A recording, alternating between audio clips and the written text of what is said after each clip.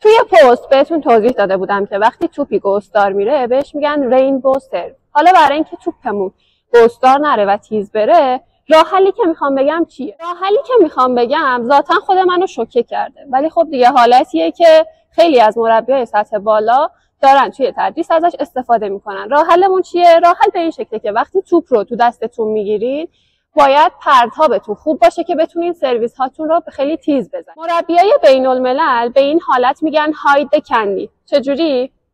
میگن وقتی توپ دستتونه تصور کنین که اینجا دستتون شکلات هستش. وقتی توپ رو پرتاب میکنین اولا نباید دستتون صاف باشه، به این حالت باشه، باید انگشتاتون به توپ خیلی نزدیک باشه.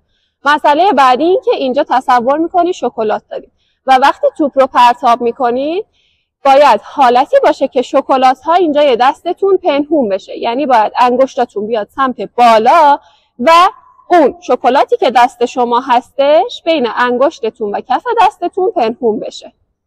میگن توی این حالت وقتی شما دارین سرویس میزنین باعث میشه که با یک پرتاب صحیح سرویس های شما خیلی تیز بره. این یک مسئله ثابت شده هستش و نمیدونم چقدر براتون میتونه مفید باشه، ولی حتما بعد اینکه امتحان کردین نظرتون رو برام بنویسین.